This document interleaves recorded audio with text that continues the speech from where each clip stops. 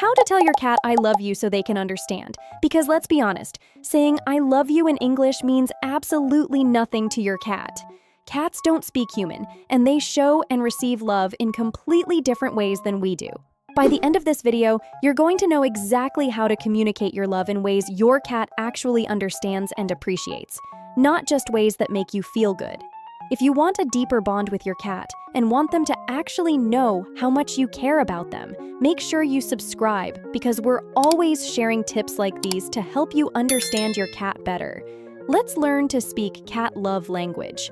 The most powerful way to tell your cat you love them is through the slow blink. This is probably the single most important communication tool you can learn as a cat owner. In cat language, the slow blink is basically saying, I trust you, I'm relaxed around you, and I love you. When cats slow blink at each other or at humans, they're showing vulnerability and affection in a way that's deeply meaningful to them. Here's how to do it properly. Make soft eye contact with your cat, not a hard stare, and slowly close your eyes for a second or two, then slowly open them again. You can repeat this a few times. What often happens is your cat will slow blink back at you, and when they do, that's them saying, I love you too. This is a genuine moment of emotional connection that your cat completely understands. The beauty of slow blinking is that you can do it from across the room without invading your cat's space. If your cat is relaxing on their cat tree and you slow blink at them, you're sending love without forcing interaction. This respects their independence while still communicating affection, which is perfect for cats who value their personal space but still want to feel connected to you. Respecting your cat's boundaries is actually one of the deepest forms of love you can show them. This might seem counterintuitive because we often think love means more affection, more cuddles, more interaction. But to cats, love means respecting when they say, not right now, and trusting that they'll come to you when they want attention. When your cat walks away from petting, and you let them go without chasing after them or forcing more interaction, you're telling them, I respect your autonomy, and your needs matter to me. When your cat is sleeping and you don't wake them up for cuddles, you're showing love. When your cat clearly wants space and you give it to them, that's love in cat language. Cats who feel their boundaries are consistently respected actually become more affectionate over time, not less. This is because they learn they can trust you to listen to their communication, which makes them feel safe. Safety is the foundation of love for cats. They can only truly bond with someone they feel safe with. And safety comes from knowing you'll respect their signals. Providing proper play sessions is telling your cat, I care about your happiness and well-being. Play isn't just entertainment for cats. It's a fundamental need that addresses their hunting instincts and mental stimulation requirements. When you take time every day to play with your cat using proper techniques, you're showing them love through action. The key is playing in ways that mimic hunting, moving toys like prey, letting your cat stalk and pounce, allowing them to catch the toy sometimes, and using toys that trigger their natural prey drive like feather wands or small mice toys. When you put in the effort to make playtime satisfying and enriching rather than just waving a toy around randomly, your cat feels valued and cared for. Cats who get regular, quality play sessions from their humans are happier, healthier, and more bonded to their owners. You're not just playing, you're fulfilling a deep biological need and showing your cat that their happiness matters to you. This is love in a language cats completely understand. Creating a secure, enriched environment tells your cat you want them to thrive. The way you set up your home communicates volumes to your cat about how much you care. When you provide vertical space like cat trees and shelves, hiding spots, scratching posts in the right locations, and comfortable resting areas, you're telling your cat, I understand what you need to be happy, and I'm making sure you have it. Cats feel loved when they have a territory that meets all their needs, high places to survey their domain, cozy spots to hide when they want privacy, appropriate places to scratch and mark territory, and access to windows for visual stimulation. Every element of enrichment you add to your home is a way of saying, your quality of life matters to me. This also includes things like keeping their litter box clean, providing fresh water in multiple locations, and making sure they have safe spaces where they can retreat when they need alone time. These might seem like basic care, but from your cat's perspective, consistently meeting these needs is a form of reliable love and care they can count on. Feeding your cat high-quality food and respecting their food preferences shows love. Cats are obligate carnivores with specific nutritional needs, and when you invest in quality food that meets those needs, you're showing your cat you care about their health and longevity. This isn't about the most expensive food. It's about food that's appropriate for cats and that your specific cat enjoys eating. Paying attention to your cat's preferences is also important. If your cat clearly prefers wet food to dry food or likes certain flavors better than others, honoring those preferences when possible shows respect for their individuality. Obviously, you can't let your cat eat only treats or unhealthy foods, but within the range of healthy options, letting your cat have some choice shows love. The way you present food matters too. Some cats prefer food at room temperature rather than cold from the fridge. Some cats like their wet food mixed with a little water. Some cats prefer to eat in quiet locations away from foot traffic. When you pay attention to these preferences and accommodate them, you're telling your cat, "I notice what you like, and I care about making you comfortable." Grooming your cat gently and appropriately is a loving act they understand. Many cats love being brushed, and regular grooming sessions can be a wonderful bonding time. When you brush your cat gently in ways they enjoy, you're mimicking the social grooming that cats do with each other as a bonding behavior. You're literally speaking cat love language through grooming. The key is doing it on your cat's terms. If your cat enjoys being brushed, regular grooming sessions where you're gentle and attentive to their body language are special bonding times. If your cat doesn't love brushing, keeping sessions short and positive, with treats and breaks, shows respect for their preferences while still taking care of their coat. For cats who enjoy it, grooming is one of the most intimate and loving interactions you can have. You're caring for their physical comfort, spending quality time together, and engaging in a behavior that cats naturally associate with social bonding and affection. It's a beautiful way to show love.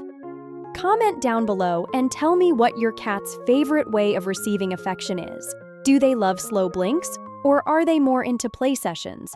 Or maybe they're all about the treats? I'd love to know what makes your specific cat feel most loved. Talking to your cat in a gentle, calm voice tells them you're friendly and safe. While cats don't understand the words you're saying, they absolutely understand tone and intention. When you speak to your cat in soft, calm, affectionate tones, you're communicating safety and friendliness. Many cats respond beautifully to being talked to regularly by their humans. This doesn't mean talking loudly or excitedly at your cat. That can actually be stressful. We're talking about gentle conversation, maybe explaining what you're doing, commenting on their activities, or just chatting with them in a soothing voice. The predictable, calm sound of your voice becomes comforting to your cat and strengthens your bond. Some cats even learn to recognize certain words or phrases through context and repetition. Your cat might not know what dinner time means linguistically, but they certainly learn to associate those sounds with food appearing. This consistent, gentle communication helps your cat feel connected to you even when you're not physically interacting. Providing routine and predictability is a profound form of love for cats. Cats are creatures of habit who thrive on knowing what to expect. When you feed your cat at roughly the same times every day, maintain consistent play sessions, keep their environment stable, and follow predictable routines, you're creating a sense of security that cats interpret as love and care. From your cat's perspective, reliability equals safety, and safety allows love to flourish. A cat who knows when to expect meals, when playtime happens, and that their human is predictable and consistent feels much more secure than a cat living in chaos and uncertainty. This security is the foundation that allows your cat to relax, bond, and show affection. Even small consistencies matter. Having a bedtime routine, a morning routine, or predictable times when you're home and available to your cat all contribute to their sense of security. When life does require changes, making transitions gradual when possible shows your cat that even when things change, you're still thinking about their comfort and needs. Giving your cat appropriate treats and special foods occasionally tells them they're valued. Treats aren't just about the food itself. They're about the special attention and the positive association with you. When you give your cat treats in a thoughtful way, you're creating positive experiences that strengthen your bond. The key word here is appropriate. Make sure treats are cat-safe and given in moderation. But within those parameters, treats are a wonderful way to show love. You can use them during training to create positive associations, give them after successful play sessions, or just offer them as a special surprise sometimes. Some creative ways to use treats to show love include hiding them around the house for hunting games, using puzzle feeders that make treat time more engaging, or freezing wet treats for an interesting texture experience. When you put thought into how you give treats rather than just dumping them in a bowl, your cat feels that extra effort and care. Keeping your cat healthy through regular vet care is one of the most important forms of love. This might not seem like something your cat understands as love. After all, most cats hate going to the vet. But maintaining your cat's health through regular checkups, staying current on vaccinations, addressing health issues promptly, and providing preventative care is a fundamental way you show love through action. Cats who receive proper veterinary care live longer, healthier, more comfortable lives. When you notice signs of illness or discomfort and get your cat help, when you don't skip annual checkups even though they seem fine, when you invest in dental care and preventative treatments, you're showing love through responsible care even if your cat doesn't enjoy the process. The gentle way you handle your cat during stressful situations like vet visits also communicates love. Using a comfortable carrier, staying calm yourself, being gentle during medication time, and providing comfort after stressful experiences all show your cat that even when difficult things have to happen, you're there to support them through it. Offering your cat safe outdoor experiences shows you want them to have an enriched, full life. Whether this is through a catio, leash training, or creating window perches with bird feeders outside, giving your cat access to outdoor sights, sounds, and smells shows you care about their mental stimulation and happiness. Outdoor sensory experiences are incredibly enriching for cats. The ability to smell fresh air, watch birds and insects, feel different temperatures, and observe the outside world provides stimulation that's hard to replicate indoors. When you create these opportunities safely, you're showing your cat that their happiness and mental well-being matter to you. This doesn't mean letting your cat roam outdoors unsupervised. That's actually dangerous and not a loving choice. But supervised outdoor time, enclosed outdoor spaces, or even just really good window perches with interesting views outside show your cat you understand they need more than just indoor entertainment. Accepting your cat for who they are is perhaps the deepest form of love. Every cat has their own personality.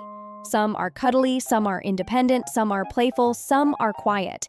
When you accept your cat's individual personality rather than wishing they were different or trying to force them to be something they're not, you're showing them unconditional love.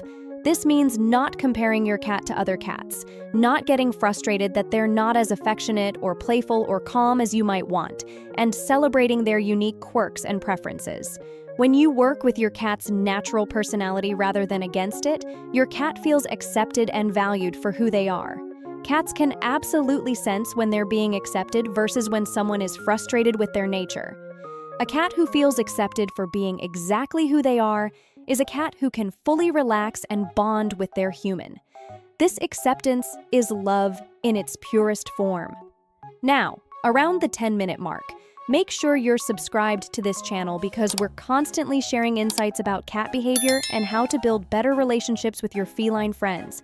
You definitely don't want to miss future videos. Physical affection on your cat's terms is loving when done right. When your cat initiates contact by rubbing against you, sitting on your lap, or headbutting your hand, and you respond with gentle pets in the areas they enjoy, you're engaging in mutual affection that strengthens your bond. The key is always letting your cat control the interaction. Most cats have preferred petting spots, typically around the head, chin, and cheeks where they have scent glands. When you focus on these areas and watch your cat's body language to make sure they're enjoying it, you're showing love in a way they can physically feel and appreciate. The moment your cat shows they're done, you stop. This respect is part of the loving interaction. Some cats also love gentle head bumps where you touch your forehead to theirs, or they'll rub their face against your face. This is actually how cats share scent and show affection to each other. So when you participate in this, you're engaging in natural cat social bonding behavior. Providing your cat with comfortable, warm sleeping spots shows you want them to be cozy and content. Cats spend a lot of time sleeping, and having multiple comfortable options throughout your home tells your cat you've thought about their comfort. Whether it's soft beds, sunny window perches, or even just clean, cozy blankets in their favorite spots, these comfortable sleeping areas are acts of love. Pay attention to where your cat naturally likes to sleep and enhance those spots. If they love sleeping in a sunny spot, add a cushion there. If they like being up high, provide a comfortable perch. If they love enclosed spaces, give them a covered bed or cat cave. When you notice your cat's preferences and accommodate them, you're showing love through environmental care. Temperature matters too. Cats love warm spots, so heated beds, placing beds near, but not too close to, heat sources in winter, or even just making sure they have warm blankets, show that you're thinking about their comfort. These small touches add up to a cat who feels cared for and valued. Finally, spending quality time with your cat shows them they matter to you. This doesn't necessarily mean constantly interacting. It can be as simple as sitting in the same room while you read and your cat naps nearby. Your calm, consistent presence is valuable to your cat, especially when there's no pressure for interaction. Quality time might look like dedicated play sessions, grooming time, quiet companionship, or just being available when your cat decides they want attention. The key is being present and attentive to your cat rather than constantly distracted by your phone or other activities. When you give your cat your full attention during interactions, they feel that focus and care. Different cats want different amounts and types of interaction, and respecting your specific cat's preferences while making yourself consistently available is the perfect balance. You're showing love by being a reliable, caring presence in your cat's life without being overwhelming or invasive. The beautiful thing about all these ways of showing love is that they work together to create an overall environment where your cat feels safe, valued, and cared for. You don't have to do all of these things perfectly every day. What matters is the consistent effort to communicate with your cat in ways they understand and to prioritize their well-being and happiness. When you make the effort to learn cat language and show love in ways cats actually comprehend, you'll notice your relationship deepening. Your cat will become more relaxed around you, seek you out more often, show you more affection in their own ways, and generally be happier and more bonded with you. This is what the human-cat relationship should look like: mutual understanding, respect, and genuine affection. Your cat might not understand when you say "I love you" in English, but when you slow blink at them, respect their boundaries, play with them daily, and create a comfortable life for them, they understand perfectly. You're speaking directly to their heart in a language they fluently comprehend, and that's so much more meaningful than any words could ever be. The science behind cats running away from you is absolutely fascinating. And once you understand what's actually happening in their brains and bodies, you'll never look at cat behavior the same way again. Whether we're talking about that stray cat in your neighborhood who bolts the second you try to approach, or even your own pet cat who sometimes acts like you're a stranger, there's some seriously cool biology and psychology at work here. By the end of this video, you're going to understand exactly why cats do this, what they're thinking and feeling in those moments, and what it all means from a scientific perspective. Let's dive in. Cats are hardwired as both predator and prey animals, which creates a constant state of alertness. This is the foundation for understanding why cats run, and it's something that makes them completely different from dogs. Dogs were bred from wolves, who are pack animals and apex predators. They're not really worried about being eaten by something bigger. But cats in the wild are small enough that they have to worry about hawks, coyotes, larger cats, and other predators, while simultaneously being hunters themselves. This dual role has shaped every single aspect of how cats perceive the world and respond to potential threats. Their brains are constantly running a background calculation. Am I the hunter in this situation, or am I the prey? And when you approach a cat, especially a stray, their brain is immediately assessing you through this lens. You're significantly bigger than them, you're moving toward them rather than away, and you're making eye contact. All of these things trigger their prey instincts rather than their predator instincts. Here's what's really interesting from a neurological perspective. Cats have what's called a highly sensitive threat detection system in their amygdala, which is the part of the brain that processes fear and emotional responses. This system is calibrated to be extra sensitive because in nature, a cat that doesn't respond quickly enough to potential danger is a dead cat, so their brains are basically designed to err on the side of caution, which means they'd rather run from something that turns out to be safe than risk staying near something that might be dangerous. When a cat sees you approaching, especially if you're a stranger or if you're moving in ways they perceive as predatory, their amygdala lights up and triggers what's called the fight or flight response. For most cats, flight is the preferred option because fighting something as big as a human doesn't make strategic sense. So they run, not because they necessarily think you're going to hurt them, but because their survival instincts are telling them that running is the safest bet. Cats have a concept called flight distance that's determined by their level of socialization and past experiences. This is super fascinating because it explains why some cats will let you get within a few feet before running, while others bolt when you're still 20 feet away. Flight distance is essentially an invisible bubble around the cat that, when breached, triggers their escape response. For stray cats who've had minimal positive human contact, this flight distance can be enormous, sometimes 15 to 20 feet or more. Their brains have learned through experience or lack of socialization that humans are unpredictable and potentially dangerous, so they maintain a large safety buffer. Even if you're just standing there not doing anything threatening, the simple act of being within their flight distance is enough to make them uncomfortable and ready to run. What determines flight distance is really interesting from a developmental perspective. Cats have what's called a critical socialization period, between roughly 2 and 7 weeks of age. During this window, their brains are incredibly plastic and open to learning what's safe and what's dangerous. Kittens who have positive experiences with humans during this period develop much smaller flight distances because their brains categorize humans as safe. But kittens who don't have human contact during this critical window, or who have negative experiences, develop these large flight distances that can be really difficult to change later in life. Here's something that blows my mind. Studies have shown that even friendly, well-socialized adult cats can have their flight distance temporarily increase based on context. If a cat is in an unfamiliar environment, if there are loud noises or strong smells, or if they're feeling unwell, their flight distance expands because their threat detection system becomes more sensitive. It's like their brain is saying, "I'm already dealing with uncertainty here, so I need more space to feel safe." Even pet cats can exhibit flight behavior with their own owners sometimes, and it's often related to this flight distance concept combined with context. Maybe you approached them too quickly, or from an angle they didn't see you coming from, or while they were focused on something else and you startled them, their brain didn't have time to recognize you as safe before the flight response kicked in. Cats read human body language as predatory based on specific movements and behaviors. This is where things get really interesting, because a lot of the ways humans naturally interact are the exact opposite of how cats communicate non-threatening intentions to each other. We're basically speaking a completely different language, and from the cat's perspective, we're often saying, "I'm a threat," when we think we're saying, "I'm friendly." Let's start with eye contact, because this is huge. In cat language, direct, sustained eye contact is a challenge or a threat. It's what cats do when they're about to fight, or when they're trying to intimidate each other. When you look directly at a cat and hold that gaze, their brain interprets this as aggression, which makes them want to get away from you. Predators also use direct eye contact when stalking prey, so you're triggering both their "this might attack me" response and their "this might be hunting me" response.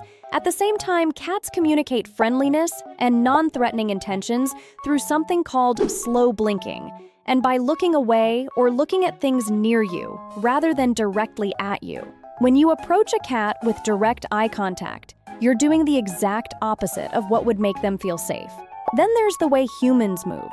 We tend to move directly toward things we're interested in straight lines, at a consistent pace. Guess what else moves like that? Predators stalking prey cats, when approaching each other in friendly ways, move in curves, they pause frequently, they might approach and then move away, then approach again. This indirect movement pattern signals non-threatening intentions. When you walk straight toward a cat, especially at a steady pace without pausing, their brain reads this as predatory pursuit behavior. It doesn't matter that you're smiling or talking in a sweet voice. Their visual system is processing your movement pattern and flagging it as dangerous.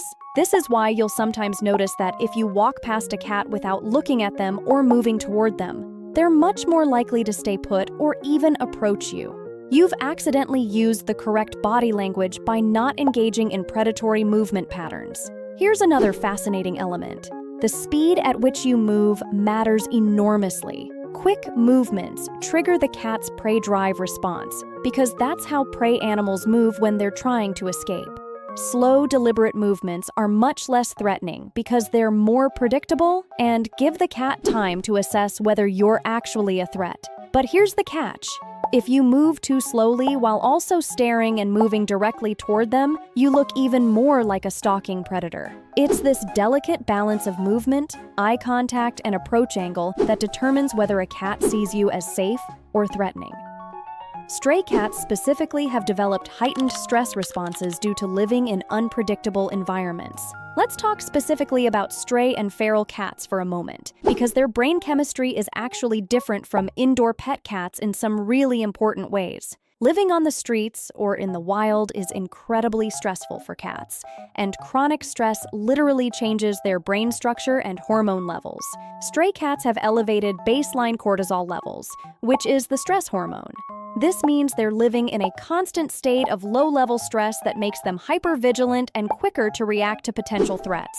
Their nervous systems are basically always in a slightly elevated alert state, so it takes much less stimulus to trigger a full fear response compared to a pet cat living in a safe, predictable home. What's really sad about this is that chronic stress actually makes the amygdala larger and more reactive, while making the prefrontal cortex, which is responsible for rational decision-making, less effective. This means stray cats are literally less able to override their fear responses with logical assessment of whether something is actually dangerous. Their brains are stuck in survival mode where it's better to run from everything, just in case rather than risk staying to evaluate whether you're friendly. There's also something called learned fear that's really powerful in stray cats. If a stray cat has ever had a negative experience with a human, being kicked, having things thrown at them, being chased, or even just being handled roughly when they were trying to be caught, their brain creates a strong association between humans and danger. Every time they see a human after that, their brain automatically retrieves that fear memory and triggers the flight response before they even consciously process what's happening. What makes this particularly challenging is that fear memories are stored differently than other memories. They're stored in a part of the brain that's designed to react fast without thinking, which is great for survival, but makes it really hard to override those responses later. A stray cat who learned that humans are dangerous might run from humans forever, even if they later have opportunities for positive experiences.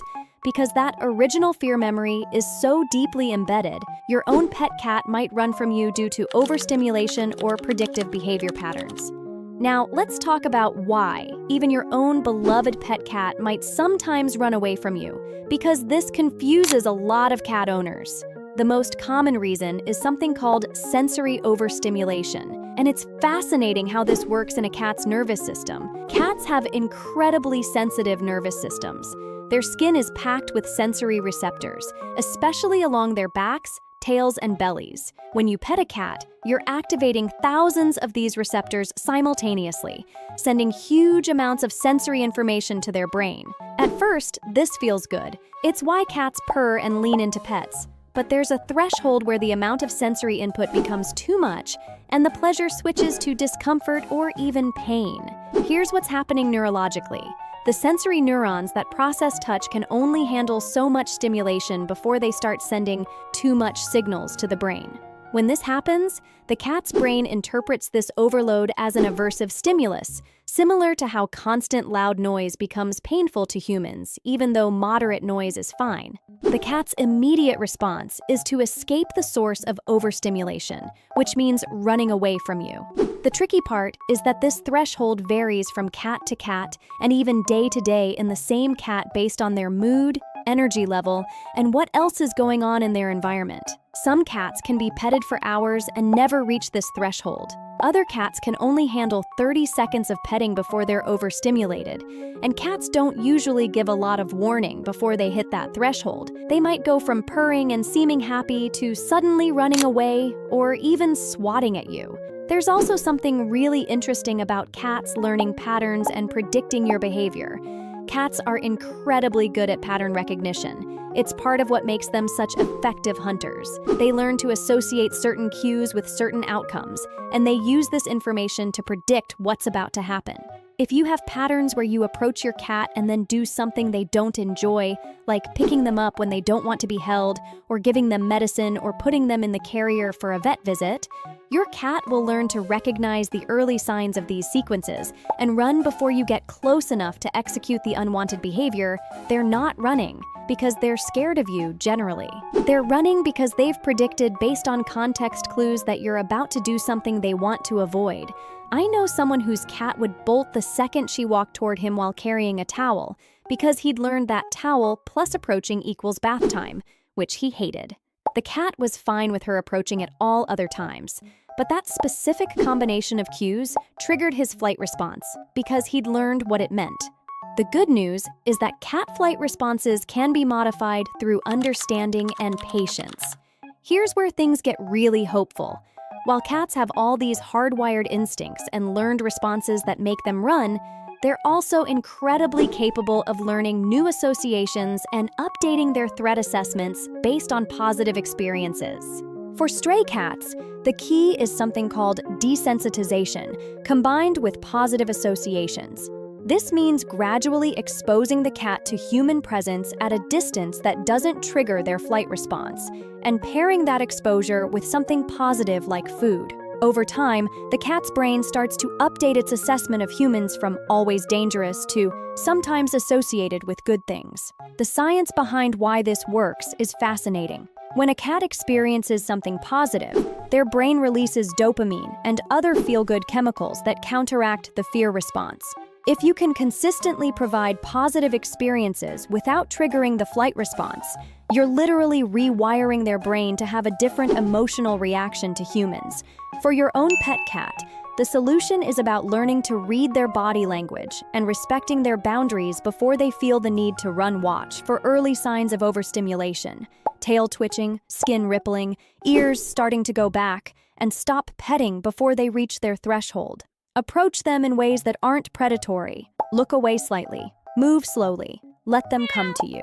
When you do this consistently, your cat learns that interactions with you are safe and under their control, which dramatically reduces flight responses. There's something really beautiful about understanding all of this science. It helps us realize that when cats run from us, it's not personal, and it's not them being mean or antisocial. It's their incredibly sophisticated survival system doing exactly what it was designed to do, keeping them safe in a world where they're both hunter and hunted. When we understand the science behind their behavior, we can work with their instincts rather than against them, building trust and connection in ways that make sense to their feline brains. Drop a comment and tell me about your experiences with cats running from you, whether it's a stray you've been trying to befriend or your own cat who sometimes acts like you're a stranger. Understanding the science makes it so much easier to be patient with them. So there you have it. The fascinating neuroscience, evolutionary biology, and behavioral psychology behind why cats run away. From their dual role as predator and prey, to their sensitive nervous systems, to the way they read our body language as threatening, it all comes together to explain this behavior that can seem so frustrating but is actually an amazing example of finely tuned survival instincts. The more you understand about how your cat's brain works, the better you can communicate with them in ways they actually understand, and the stronger your bond will become. Cats will never forgive you for doing this, and I'm being completely serious. There are certain things that can permanently damage your relationship with your cat in ways that are really hard to repair. Cats have incredible memories, and when you violate their trust or do something that makes them feel unsafe, they don't just forget about it like dogs might.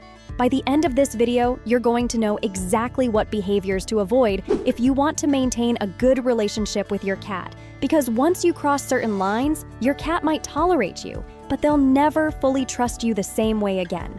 Let's make sure you don't make these relationship-destroying mistakes. The absolute worst thing you can do that cats will never forgive is using physical punishment. This is number one for a reason. Hitting, smacking, or physically hurting your cat in any way is the fastest path to destroying your relationship permanently. Cats don't understand punishment the way we think they do. When you hit a cat, They don't connect it to whatever behavior you're trying to stop. All they learn is that you're dangerous and unpredictable. Here's what actually happens in your cat's brain when you use physical punishment. They associate the pain with you, not with their behavior. So if your cat scratches the furniture and you hit them, they don't learn, scratching furniture is bad. They learn, this human hurts me, I need to be afraid of them. This creates fear-based responses where your cat might avoid you entirely, become aggressive in self-defense, or develop anxiety around you. The damage from physical punishment is often permanent because you've fundamentally changed how your cat perceives you. Instead of seeing you as a source of safety and comfort, they see you as a threat. Even if you only did it once in a moment of frustration, your cat remembers. They might still live with you. They might still eat the food you provide, but that deep trust and affection, that's gone, and it's incredibly difficult to rebuild. What makes this even worse is that physical punishment doesn't even work. Cats don't learn what you want them to learn from it. If you want to change your cat's behavior, you need to use positive reinforcement and environmental management, not violence. Hitting your cat doesn't teach them anything except that you're scary and can't be trusted. Yelling at your cat or using loud, aggressive tones will also damage your relationship permanently. While this isn't as severe as physical punishment, cats are incredibly sensitive to tone and volume. When you yell at your cat, especially repeatedly, you're creating an environment where your cat feels constantly stressed and on edge around you. Cats have much more sensitive hearing than humans. They can hear frequencies up to 64,000 Hz while we max out around 20,000 Hz. What sounds like normal yelling to you is absolutely overwhelming and frightening to your cat. When you raise your voice in anger, your cat interprets this as aggression and a threat, even if you're not physically doing anything to them. Over time, cats who are yelled at frequently become anxious, skittish, and lose trust in their owners. They start associating your presence with stress rather than comfort. You might notice your cat hiding when you're home, flinching when you move suddenly, or avoiding interaction with you altogether. This is your cat telling you that they don't feel safe around you anymore. The really sad part is that many people yell at their cats thinking it will teach them not to do something. But cats don't process verbal reprimands the way dogs do. Your cat isn't learning not to jump on the counter. They're just learning to be afraid of you. And once that fear is established, rebuilding trust takes months or even years of consistent, gentle interaction. Forcing unwanted physical contact like constant picking up, restraining, or aggressive petting will make your cat resent you. Cats are not stuffed animals, and they have very strong feelings about being touched and handled. When you repeatedly pick up your cat when they don't want to be held, grab them when they're trying to get away, or force them into cuddles they're clearly not enjoying, you're teaching them that being near you means losing bodily autonomy. Here's what this looks like from your cat's perspective. Every time you approach, they don't know if you're going to respect their boundaries or force interaction. This creates anxiety around your presence. Your cat starts avoiding you not because they don't like you, but because they've learned that you don't listen to their communication about what they want. Cats communicate their boundaries through body language, twitching tail, flattened ears, trying to move away, tensing up, or attempting to escape. When you ignore these signals and continue handling them anyway, you're essentially telling your cat that their communication doesn't matter and they have no control over what happens to their body. This is deeply stressful and breaks trust. The cats who seem the most aloof and standoffish with their owners are often the ones who have been forced into too much unwanted contact. Paradoxically, when you respect your cat's boundaries and let them come to you on their terms, they often become more affectionate, not less. Cats who feel in control of interactions are cats who seek out more interactions. Punishing your cat for normal cat behaviors will create lasting resentment and confusion. This is something so many cat owners do without realizing how damaging it is.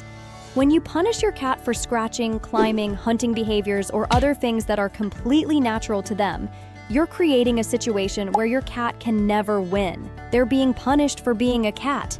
Cats don't understand that scratching your furniture is different from scratching a scratching post. They just know they need to scratch. When you punish them for scratching, they don't learn "don't scratch furniture." They just become stressed and confused because they have a biological need to scratch, but get punished when they do it.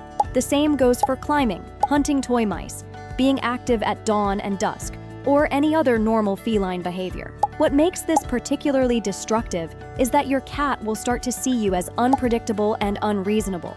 From their perspective, they're just doing normal cat things, and suddenly you're angry at them for reasons they can't understand. This creates chronic stress and damages your relationship because your cat never feels fully comfortable around you. They're always worried they'll do something wrong without understanding what that means. The solution is to provide appropriate outlets for natural behaviors rather than punishing the behaviors themselves. Give scratching posts, climbing structures, play opportunities, and accept that cats are going to do cat things. When you work with your cat's nature instead of against it, your relationship becomes so much better. Inconsistency in how you treat your cat will erode their trust over time. Cats thrive on predictability and routine. When you're sometimes affectionate and sometimes push them away, sometimes allow certain behaviors and sometimes punish them, or when your mood determines how you interact with your cat, you create an unpredictable environment that cats find incredibly stressful. This inconsistency makes your cat never quite sure what to expect from you. They might approach you for affection one day and get positive attention, then approach the next day and get ignored or pushed away. From your perspective, maybe you're just busy or not in the mood. But from your cat's perspective, you're unreliable and confusing. Over time, this inconsistency causes cats to stop trying to engage with you. Why would they risk approaching if they don't know whether they'll get affection or rejection? This is especially damaging if multiple people in the household treat the cat differently. The cat never knows what any human interaction will bring, so they just avoid everyone to stay safe. Comment down below if you've ever realized you were being inconsistent with your cat and saw how it affected their behavior. Awareness is the first step to improving your relationship. Using your cat's safe spaces as punishment locations will destroy those spaces for them. This is something people do without thinking about the consequences. If your cat does something you don't like and you put them in their carrier, or lock them in a room they normally like, or remove access to their favorite spot as punishment, you're ruining what should be safe and positive spaces. The carrier is the most common example of this. Many people only use the cat carrier for vet visits or when the cat is in trouble. The cat learns that carrier equals bad things, so they hide and fight when they see it. Then you have to chase them down and force them into it, which is traumatic for both of you.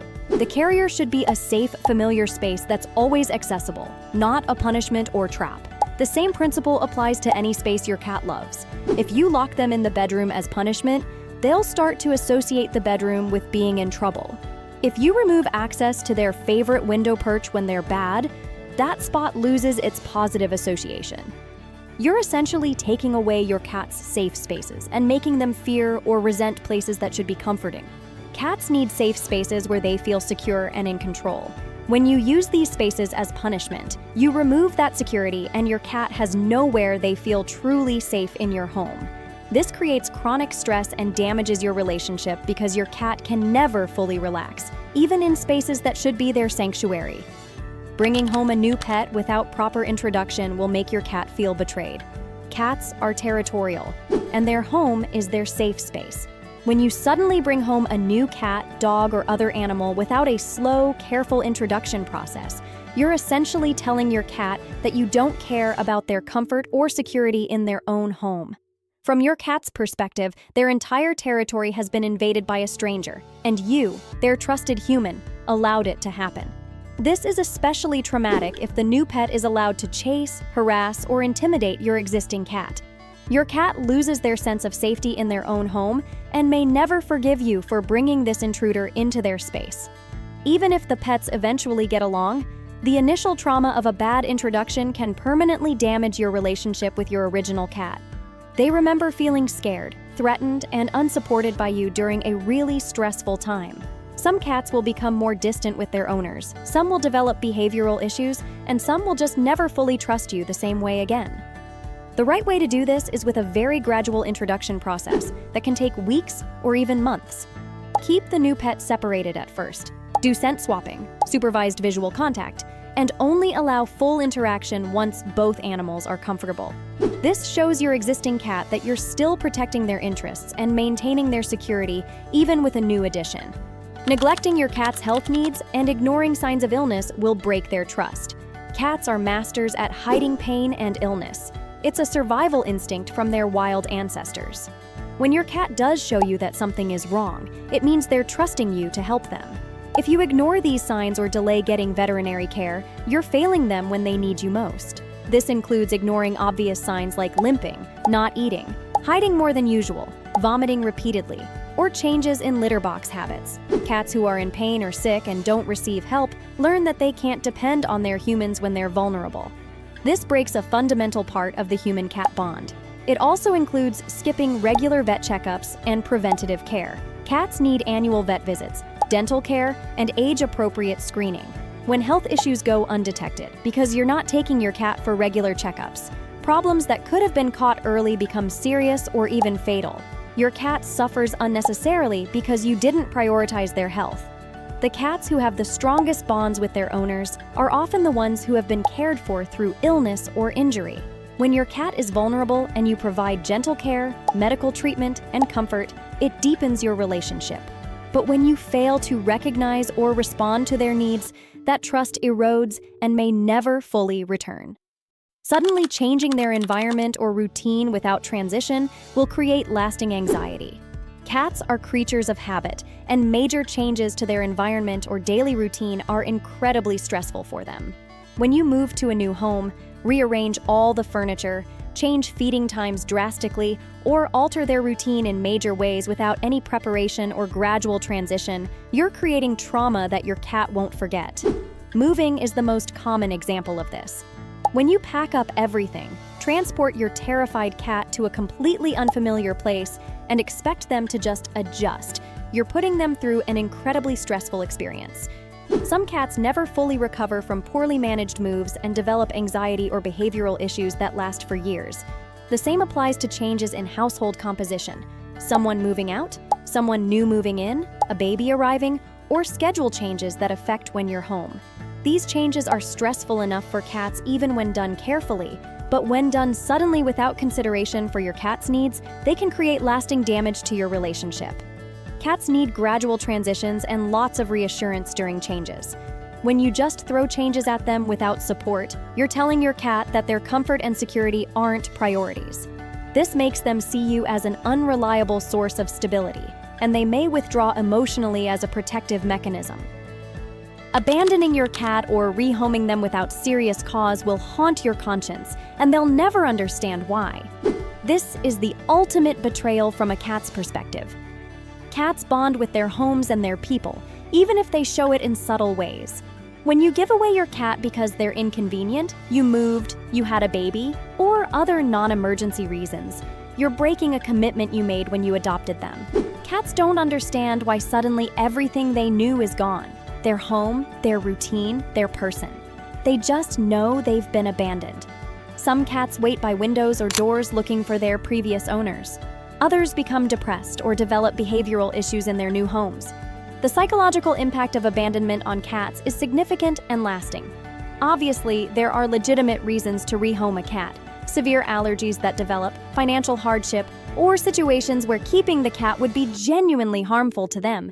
But giving up your cat because they're not convenient anymore, or because you didn't want to put in the work to address behavioral issues, is a betrayal that affects that cat for the rest of their life.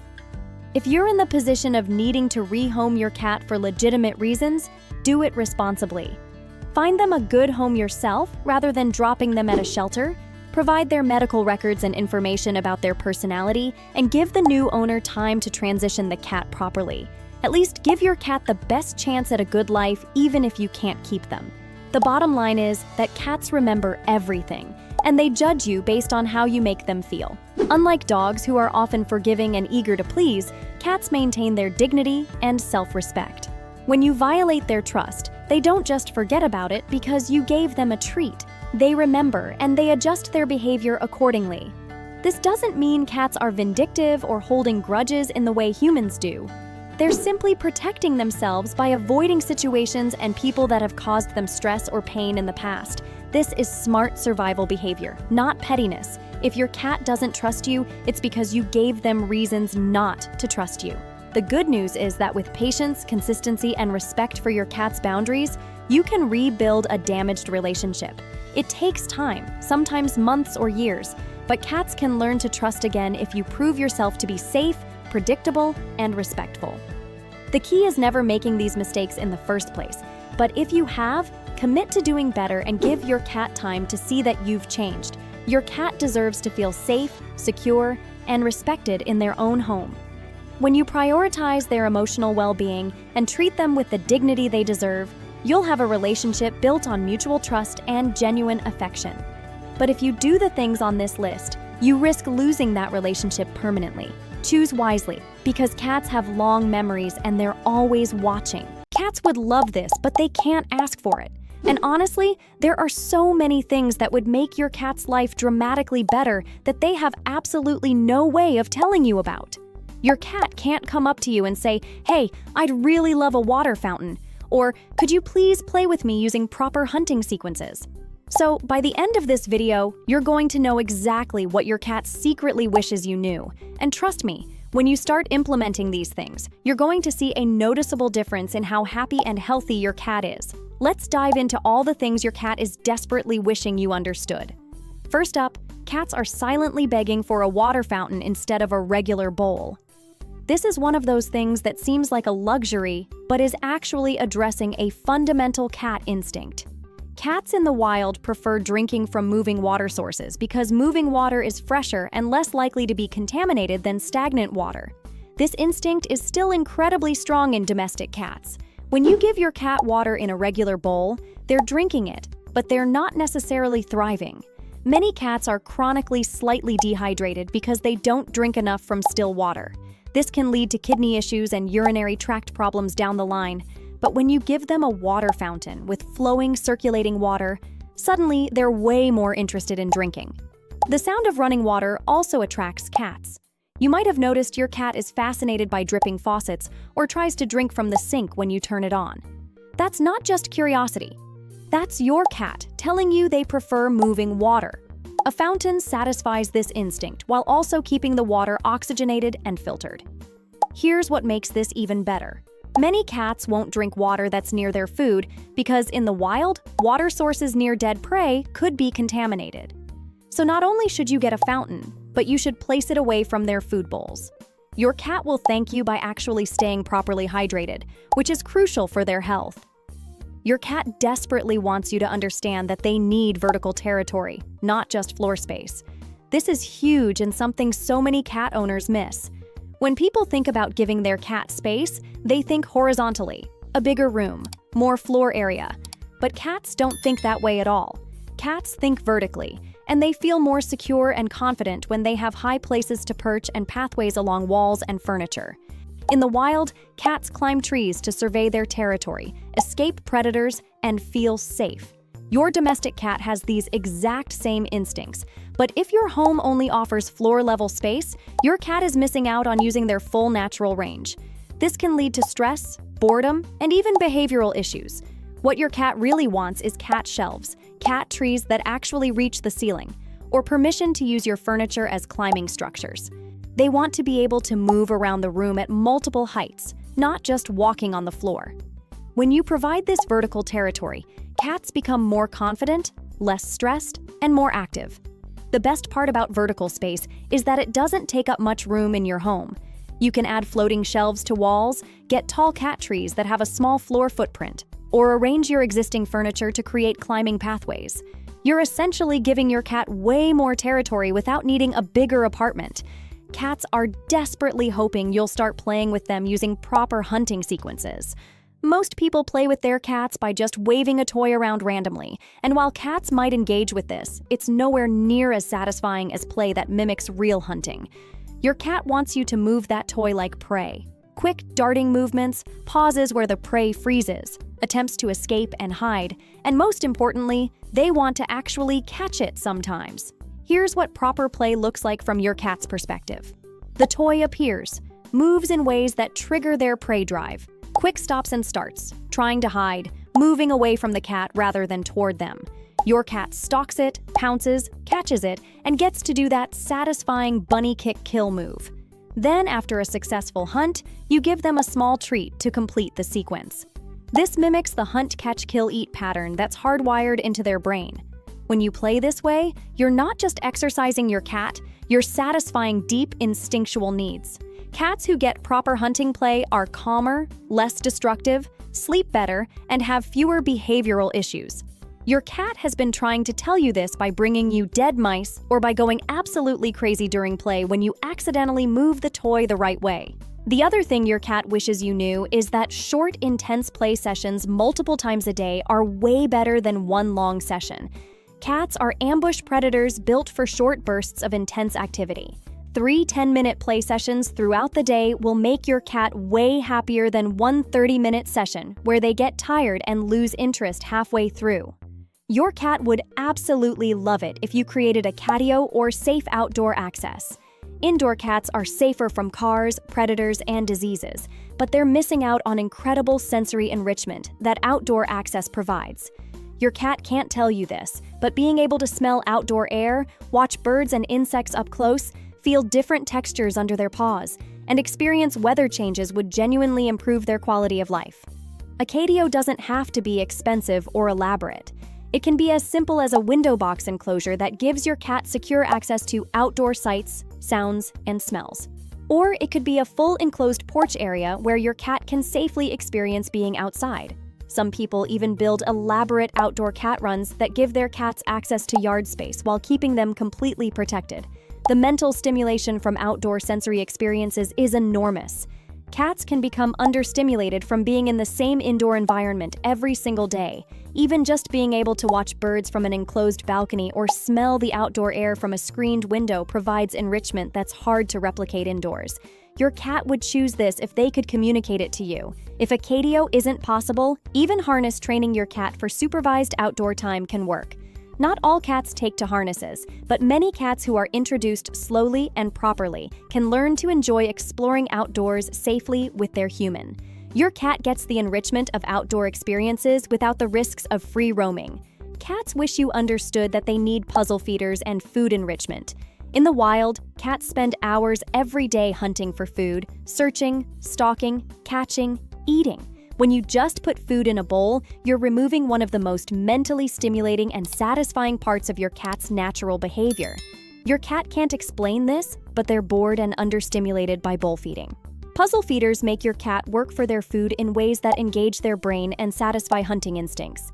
These can be as simple as hiding small portions of dry food around the house for your cat to find, or as complex as puzzle toys that require your cat to manipulate objects to release food. Either way, you're turning mealtime from a 2-minute boring event into an engaging activity. The benefits of food puzzles are incredible. Cats who work for their food are more mentally stimulated, less likely to overeat, more physically active, and show fewer behavioral problems. It also slows down eating, which is better for digestion.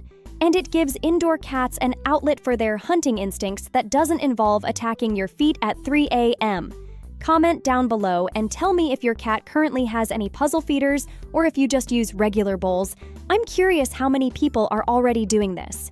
Your cat desperately wants proper scratching options in strategic locations. Most people have one scratching post somewhere in their house and get frustrated when their cat scratches furniture instead. But here's what your cat wishes you knew. They need scratching surfaces in multiple locations, at different heights, and with different textures, placed strategically where they naturally want to scratch. Cats scratch for multiple reasons. They're maintaining their claws, marking territory, stretching their muscles, and relieving stress. They especially want to scratch near where they sleep, to stretch after naps, near entry points to rooms, to mark territory, and in social areas where they spend time with you. One scratching post in the corner doesn't address all these needs. Your cat also has preferences about scratching angles and textures. Some cats prefer vertical scratching posts, others prefer horizontal scratching boards, and many like both at different times. Some cats love sisal rope, others prefer carpet, and some go crazy for cardboard scratchers. Your cat has been trying to tell you their preferences by choosing your furniture. Pay attention to what they're scratching and match that texture and angle. When you provide appropriate scratching options everywhere your cat naturally wants to scratch, suddenly your furniture stops being a target. It's not that your cat was being bad. They just had no appropriate option in the location where their instincts told them to scratch. Give them what they actually need in the places they need it, and everybody wins. Cats would love it if you stopped petting them when they're showing early stress signals. This is something your cat has definitely been trying to communicate, but most people miss the signs until the cat has to resort to biting or scratching. Your cat wishes you could read their body language better and respect their boundaries before they have to escalate. Most people think cats go from happy to aggressive suddenly, but actually, cats give tons of warning signs that they're getting overstimulated or uncomfortable.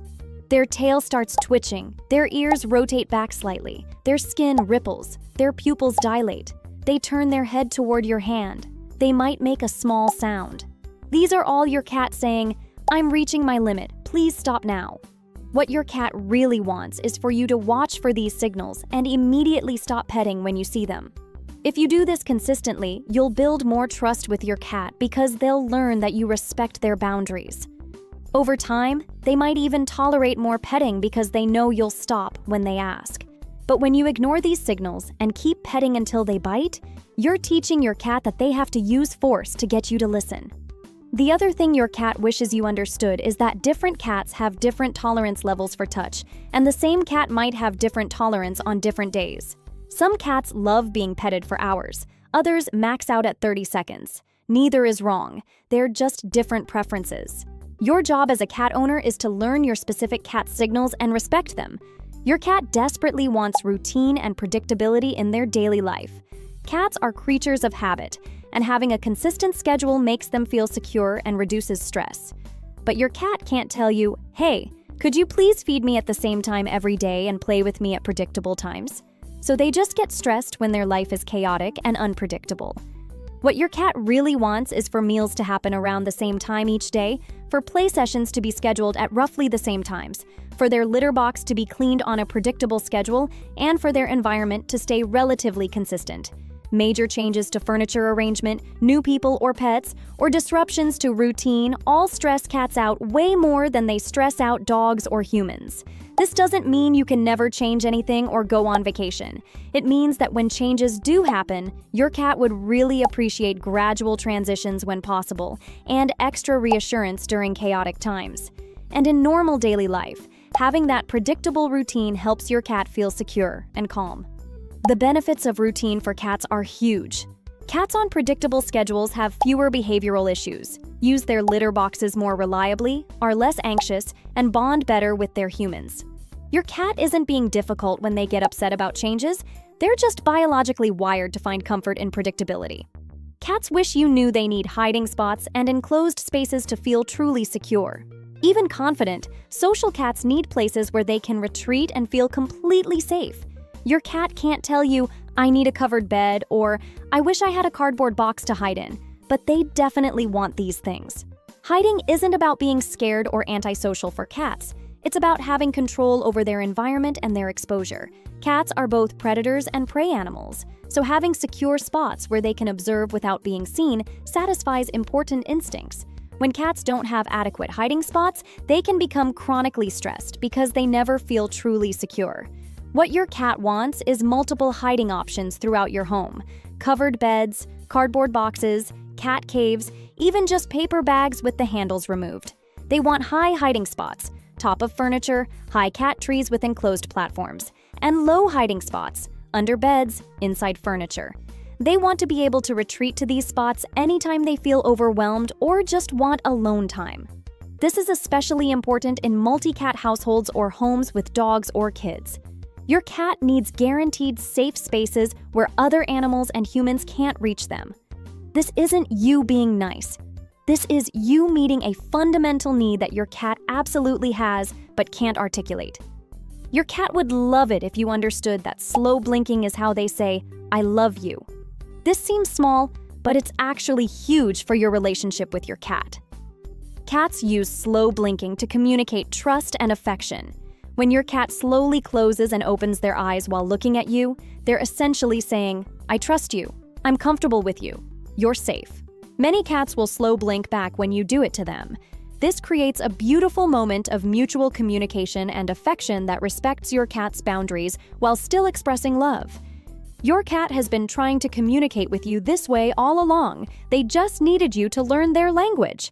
The same goes for respecting when your cat looks away from you or breaks eye contact. In cat language, this isn't rude. It's actually polite.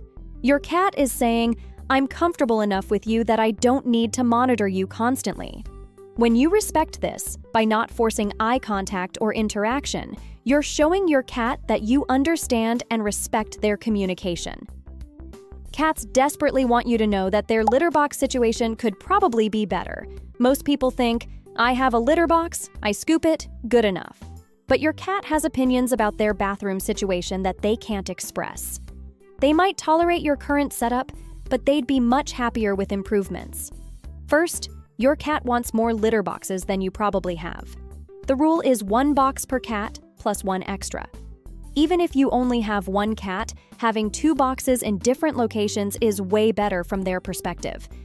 Cats like having options, and having multiple boxes means they're never far from a bathroom when they need one. Second, your cat probably wants their litter box in a different location than where you put it. Many people put litter boxes in inconvenient, hard-to-reach places like closets or basements. But cats want boxes in quiet, accessible locations, where they won't be startled while vulnerable. They want to be able to see approaching threats, but they also want privacy. It's a delicate balance. Third, your cat probably has strong opinions about covered versus uncovered boxes, and you might have it wrong. Many cats dislike covered boxes because they trap smells and make them feel trapped. But some cats prefer them for privacy. Watch your cat's behavior. Do they hesitate before entering the box, leave quickly, or eliminate just outside the box? These could be signs they don't like your current setup. Fourth, the litter itself matters enormously. Most cats prefer fine-grained, unscented litter that's soft on their paws. Scented litter that smells nice to you might be overwhelming to your cat's sensitive nose.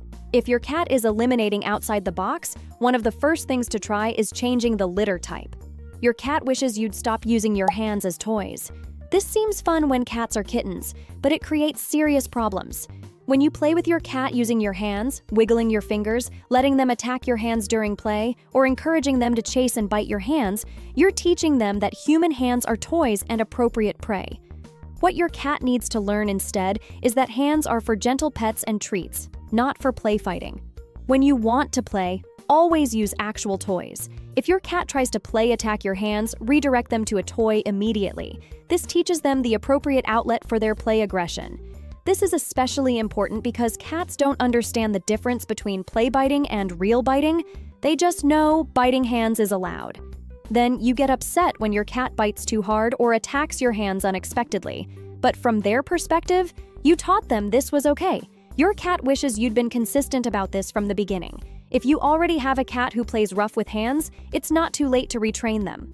Stop all hand play immediately. Always redirect to toys, and never punish your cat for doing what you accidentally taught them.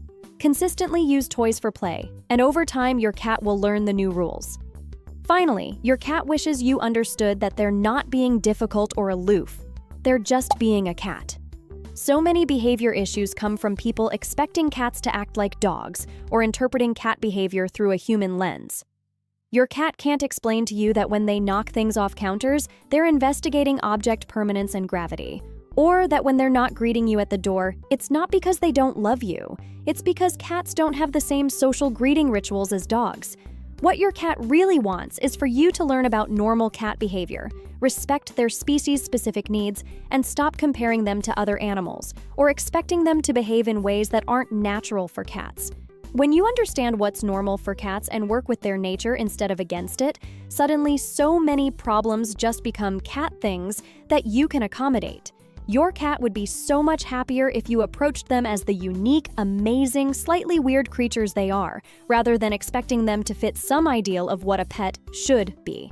Cats are perfect just the way they are. We just need to understand them better. Here's why cats are the most biologically perfect creatures in existence. And I'm not even exaggerating.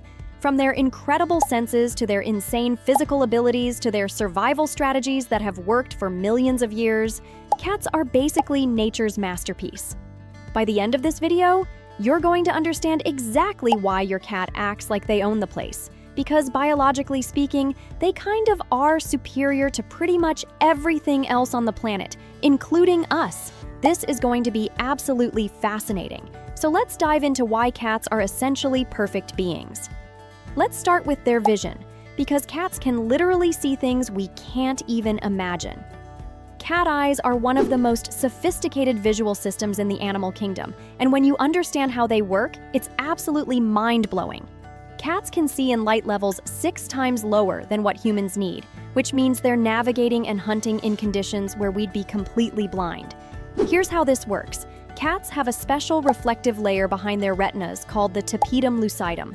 This layer acts like a mirror, bouncing light back through the retina a second time, which amplifies the available light. This is why cat eyes glow in the dark when light hits them. You're seeing that reflective layer doing its job. No human has this. Dogs have it too, but cats have a particularly effective version that gives them superior night vision even compared to dogs. But wait, there's more. Cats have a visual field of about 200 degrees compared to humans' 180 degrees. This means they can see more of what's happening around them without moving their head. They also have incredible motion detection. They can spot the tiniest movement from prey animals at great distances. Their eyes are specifically designed to detect horizontal movement, which is perfect because that's how mice and birds move when they're trying to escape. Now, here's where it gets really interesting. Cats sacrifice some things for these advantages, and even these sacrifices show how perfectly they're designed for their lifestyle. Cats can't see in complete darkness. No animal can. And they're not great at seeing things that are very close to their face or completely still. But here's the thing. They don't need to be. Cats hunt moving prey in low light conditions, so their eyes are perfectly optimized for exactly what they need to do. When something is too close to see clearly, they use their whiskers, which we'll talk about later. This isn't a flaw, it's specialized perfection. Compare this to dogs, who have good vision but nowhere near the low light capability cats have. Or humans, who need lights and flashlights to function after dark. Cats? Cats are out there hunting at dusk and dawn when their prey is most active, and they have a massive visual advantage. Biological perfection. Their hearing is so advanced it's almost like having a superpower. If you think cat vision is impressive, wait until you hear about their ears. Cats can hear sounds up to 64,000 Hz, while humans max out around 20,000 Hz. Dogs can hear up to about 45,000 Hz, which is impressive, but cats blow them out of the water. This means cats can hear ultrasonic sounds that rodents make to communicate with each other, sounds that are completely inaudible to their prey's other predators. Think about how genius this is from an evolutionary standpoint. Mice and rats communicate in ultrasonic frequencies specifically to avoid being detected by most predators. But cats evolved to hear exactly those frequencies, giving them an enormous advantage. It's like having a secret decoder for your prey's private conversations. But the really incredible part is how cat ears work mechanically. Each ear has 32 muscles. Humans have 6 that allow them to rotate their ears 180 degrees independently of each other. This means a cat can be looking in one direction while listening in 2 completely different directions at the same time. They can pinpoint the location of a sound to within 3 inches from up to 3 feet away. That's incredibly precise acoustic positioning that helps them hunt with devastating accuracy. Here's a mini hook for you. This is why your cat's ears are constantly moving even when they look relaxed and half asleep. They're not really sleeping. They're monitoring everything happening around them acoustically. Those ears are independently tracking multiple sounds simultaneously, processing threats and interesting information without the cat even having to open their eyes. Your cat is basically running constant surveillance on their environment with minimal energy expenditure. Again, perfect biological design. Compare this to humans who have to turn our entire head to localize sound, or dogs who have good hearing but not the same level of precision or frequency range. Cats have optimized their hearing for their specific hunting needs in a way that's honestly incredible. Let's talk about their sense of smell, because cats have a secret weapon called the vomeronasal organ. Okay, so cats have a normal sense of smell that's about 14 times more sensitive than humans, which is already impressive. But they also have this additional scent detection system that most people don't even know about. The vomeronasal organ, also called Jacobson's organ, is located on the roof of a cat's mouth. It's specifically designed to detect pheromones, chemical signals that other cats leave to communicate information about territory, mating status, and identity. When your cat does that weird thing where they open their mouth slightly and look like they're grimacing, that's called the feline response, and they're actually drawing air over this special organ to analyze scents more deeply. This gives cats essentially two separate smell analysis systems working simultaneously. The regular nose handles general smells, while the vomeronasal organ specifically processes chemical communication. It's like having both regular vision and infrared vision at the same time. Two complementary systems that give a much richer understanding of the environment. Dogs don't have as sophisticated a vomeronasal organ as cats do. Humans technically have a tiny vestigial version that doesn't even function. But cats? Cats are out here with dual scent detection systems providing incredibly detailed information about their environment. They can smell things we literally don't have the biological equipment to detect. This is why your cat sometimes sniffs something and then just sits there with their mouth slightly open, looking spaced out. They're not broken. They're processing incredibly detailed chemical information through their vomeronasal organ. They might be learning about other cats in the neighborhood, detecting reproductive status of other animals, or gathering territorial information, all from smell. Now let's discuss their whiskers, which are basically like having radar. Cat whiskers, called vibrissae, are not just decorative facial hair. They're incredibly sophisticated sensory organs that are so sensitive they can detect tiny changes in air currents. The whiskers are embedded 3 times deeper than regular fur and are connected to the muscular and nervous systems in ways that send huge amounts of sensory information to the cat's brain. Here's what makes them so perfect. A cat's whiskers are roughly as wide as their body, which means they use them to measure whether they can fit through spaces without even trying to squeeze through. They're like built-in measuring tools. The whiskers also detect air currents bouncing off objects, allowing cats to navigate in complete darkness by essentially feeling the shape of their environment through air movement.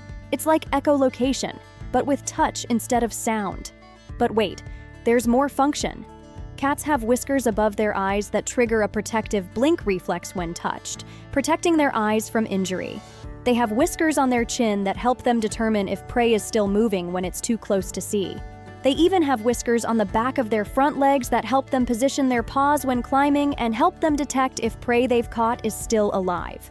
Compare this to dogs, who have whiskers but use them much less sophisticated ways, or humans who don't have anything even remotely comparable. Cats have turned their whiskers into a multifunctional sensory system that works in conjunction with all their other senses to create an incredibly detailed perception of their environment. Perfect design. Their skeletal system is engineered for maximum flexibility and shock absorption. This is where cats really show off their biological superiority. Cats have 230 bones compared to humans' 206, and many of these extra bones are in the tail and spine, giving them incredible flexibility. But it's not just about having more bones, it's about how they're connected. Cats have free-floating clavicle bones, collarbones, that aren't rigidly attached to other bones like in humans. This allows their shoulders to move independently and makes them incredibly flexible. This is why cats can squeeze through spaces that look impossibly small. Their shoulders can compress inward because they're not locked in place. Their spine is also incredibly flexible due to elastic cushioning discs between vertebrae and a flexible shoulder assembly that allows for greater rotation. This is why cats can twist their bodies midair, contort into impossible-looking positions, and make those incredible leaps where they rotate completely. A cat's spine can rotate more than any other mammal of similar size. And here's something that'll blow your mind. Cats essentially don't have a functional collarbone in the way humans or dogs do. In humans, the collarbone prevents our shoulders from moving too far inward, which protects our internal organs but limits our flexibility. Cats sacrifice that rigid protection for maximum flexibility, and they compensate by being incredibly aware of their environment and avoiding situations where they'd take hits to the chest. The trade-off is worth it because it makes them incredibly agile hunters and escape artists. Dogs are relatively flexible for their size, but they can't contort like cats can. Humans? We're basically rigid compared to cats. Cats optimize their skeleton for their hunting and escape needs in a way that's honestly engineering brilliance. Let's talk about the famous cat reflex that lets them always land on their feet.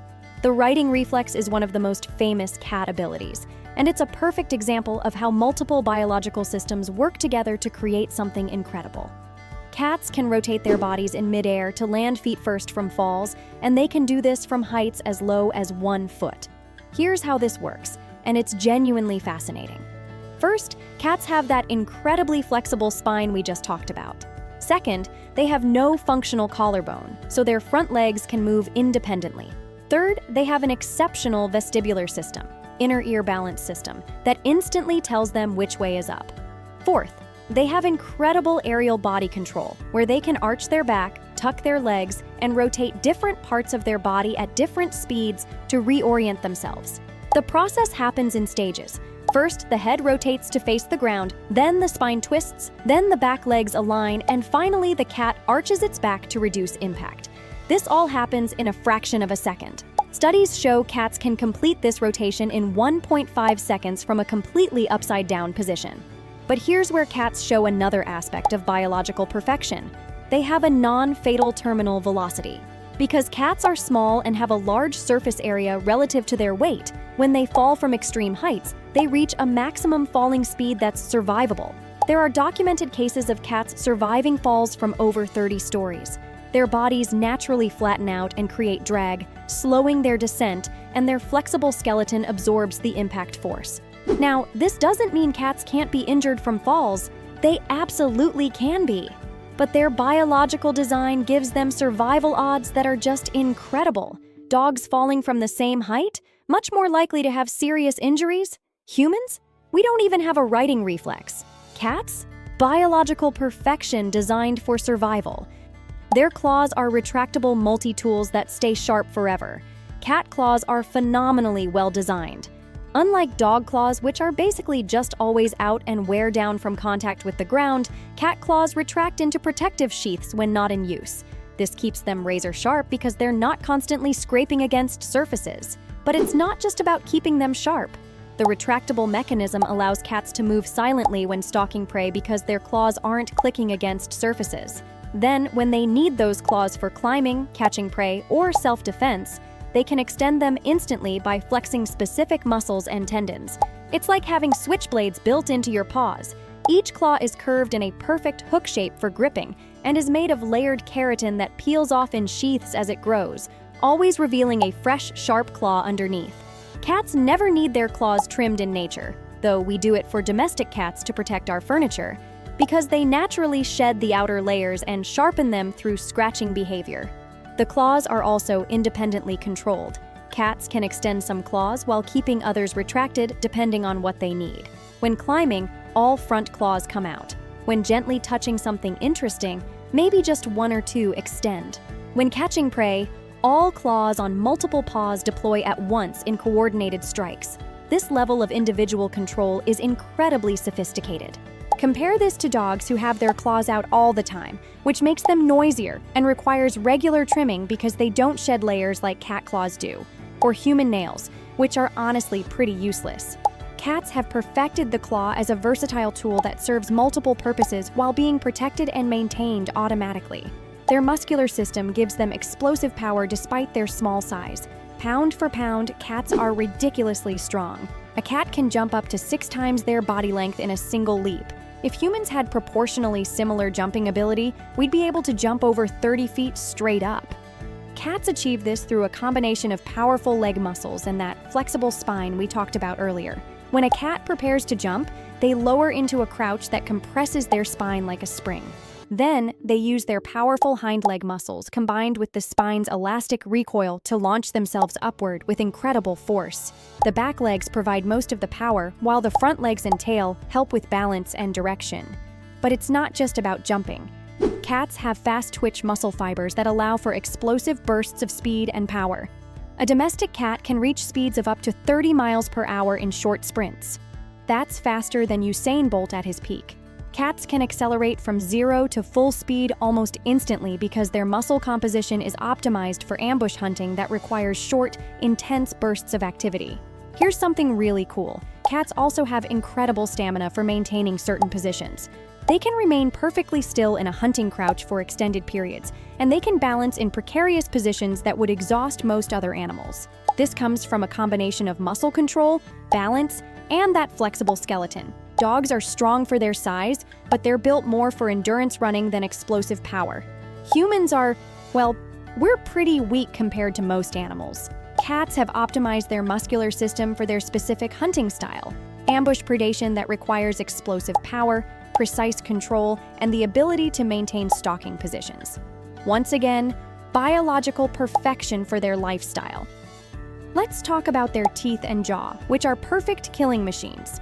Cat teeth are specialized for their carnivorous diet in ways that show incredible evolutionary refinement. They have 30 teeth as adults, compared to humans' 32 and dogs' 42, and every single tooth has a specific purpose. The canine teeth are long, sharp, and slightly curved, perfect for delivering a killing bite to prey. Cats have a special killing technique where they bite between the vertebrae of prey's neck, severing the spinal cord instantly. Their canine teeth are spaced precisely the right distance apart for this technique, and they can feel the gaps between vertebrae with sensory receptors at the base of their teeth. This allows them to guide their killing bite with incredible precision. Behind the canines, cats have specialized teeth called carnassials that work like scissors, slicing meat rather than grinding it like our molars do. This is perfect for their meat-based diet. Cats don't need to grind plant material, so they don't waste resources on flat grinding teeth. Everything about their dental structure is optimized for catching, killing, and eating meat. Their jaw can only move up and down, not side to side like herbivores or omnivores. This gives them a stronger bite force for their size because the jaw muscles are optimized for one direction of movement, while dogs have stronger absolute bite force because they're generally larger, pound for pound. Cats have impressive bite power concentrated in those canine teeth. Here's a mini hook. This is why your domestic cat sometimes does that bunny kick thing where they grab something with their front paws and kick rapidly with their back feet. That's a killing behavior. In the wild, after the initial bite, cats use their rear claws to disembowel prey. Your sweet house cat playing with a toy mouse is practicing perfect killing techniques that have been refined over millions of years. Even their play is biologically perfect practice for survival skills. Their digestive system is hyper-specialized for pure carnivory. Cats are what's called obligate carnivores, meaning they absolutely must eat meat to survive. They've become so specialized for eating meat that their bodies can't process plant-based nutrition efficiently. Some might call this a limitation, but I call it perfect specialization. Cats have a very short digestive tract compared to omnivores and herbivores. This is perfect for processing meat, which doesn't need extended fermentation or long digestion times like plant material does. Their short gut allows them to quickly extract nutrients from meat and move on. It's efficient and perfectly adapted to their diet. Here's what's really fascinating. Cats can't taste sweetness. They lack functional sweet taste receptors because they have no biological need for them. Every calorie a cat needs comes from protein and fat and meat, so why waste genetic resources on detecting sugar? They've streamlined their taste receptors to focus on what matters, detecting amino acids in meat and avoiding bitter compounds that might indicate toxins. Perfect efficiency. Cats also produce specific enzymes optimized for breaking down animal protein and fat. They can't efficiently process carbohydrates like dogs or humans can. Their bodies are so specialized for meat that they require certain nutrients, like taurine and vitamin A in specific forms, that are only available from animal tissue. They can't synthesize these from plant sources like many other animals can. Some people see this as a weakness, but it's actually a testament to how perfectly cats evolved for their ecological niche. By fully committing to carnivory, they became incredibly efficient hunters and meat processors. Dogs are omnivores who can survive on various foods. That's good for flexibility. But cats? Cats are precision instruments designed for one thing, and they do it perfectly. Their grooming system is a self-maintaining cleaning mechanism. Cat tongues are phenomenally well designed. They're covered in tiny backward-facing hooks called papillae that are made of the same material as their claws, keratin. These papillae work like a brush, detangling fur, removing dirt and parasites, and spreading natural oils from the skin throughout the coat. Here's what makes this so genius. Cats spend up to 50% of their waking hours grooming, and this serves multiple purposes. First, it keeps their coat clean and parasite-free. Second, it regulates body temperature. Evaporating saliva cools them down. Grooming stimulates blood flow that warms them up. Third, it spreads protective oils that make their coat water-resistant. Fourth, it reduces scent for stealthy hunting. Fifth, it's a stress reduction behavior that calms them. The structure of cat fur itself is also perfect. They have a double coat with soft insulating underfur and protective guard hairs. The fur structure traps air for insulation while also allowing flexibility and stealth. Unlike some animals with rigid, bristly fur, cat fur is soft and flexible, allowing for silent movement and that incredible flexibility we talked about earlier. Compare this to dogs, who often need humans to bathe them and whose saliva doesn't have the same cleaning properties. Or humans, who need showers, soap, and tons of grooming products. Cats? Cats are self-cleaning organisms that maintain their own hygiene using built-in tools. Biological perfection. Your cat might shed on your furniture, but that's not a flaw in their design. That's just your furniture being in the way of their perfect self-maintenance system. Let's talk about their incredible energy efficiency and sleep patterns. Cats sleep 12 to 16 hours per day on average, and some people think this makes them lazy. But actually, this is another example of perfect biological design. Cats are ambush predators who hunt in short, intense bursts. Between these bursts, they need to conserve energy for the next hunt. Their sleep pattern is optimized for this lifestyle. Most of their sleep is light sleeping, where they're still somewhat alert to their environment. Notice how your cat's ears still move towards sounds even when they appear to be sleeping? They're in a state where they can spring into action instantly if prey appears or danger threatens. Only about 25% of their sleep is deep REM sleep, where they're truly off. This sleep pattern allows cats to be ready for action at any moment while still conserving energy. It's way more efficient than being constantly awake and active like prey animals have to be. And it's way more practical than the deep, long sleep periods that large predators need after huge meals. Cats are sized perfectly for frequent small meals, short intense activity, and efficient rest. Everything is optimized. Their metabolism is also incredibly efficient. Cats can survive and thrive on relatively little food compared to similarly sized animals with higher metabolic rates. They extract maximum nutrition from what they eat through that specialized carnivore digestive system, and they don't waste energy on unnecessary activity. Dogs need regular activity and stimulation, or they get destructive. Humans need tons of calories just to maintain our big, inefficient brains. Cats? Cats have found the perfect balance between being active hunters and efficient energy conservers. They're basically the apex of metabolic efficiency. Their reproductive strategy is mathematically perfect for survival. Let's talk about how cats reproduce, because even this is incredibly well designed. Female cats are induced ovulators, which means they only release eggs when they mate. This is genius from an efficiency standpoint. Why waste eggs and the metabolic resources of a heat cycle if there's no male around to fertilize them? But here's where it gets even more interesting. When a female cat does mate during her heat cycle, she can release multiple eggs, and those eggs can be fertilized by different males. This means a single litter of kittens can have multiple fathers. From an evolutionary standpoint, this is incredible genetic diversity in a single litter. More genetic diversity means better odds that some kittens will survive various environmental challenges. Cats can also have multiple litters per year in the right conditions, and they reach sexual maturity quickly. This high reproductive rate ensures population survival even in challenging environments. Compare this to dogs, who typically have 1 or 2 litters per year, or humans with our incredibly slow reproductive rate. Cats have optimized their reproduction for maximum survival odds. The kittens themselves are designed for rapid development. They're born helpless, but this allows the mother to have a shorter pregnancy, around 60 days compared to dogs' 63 days, and means she doesn't have to carry heavy, developed babies around while hunting. The kittens then develop quickly, opening their eyes after a week, starting to walk within a few weeks, and being mostly independent hunters by 2 to 3 months old. This whole system is perfectly balanced: short pregnancy, helpless but rapidly developing kittens, multiple litters per year if needed, genetic diversity within litters, and quick maturity. Cats have reproductively optimized themselves for survival in almost any environment. Their independence and problem-solving abilities show advanced cognition. Here's where we get into why cats act the way they do, and why it's actually a sign of biological superiority.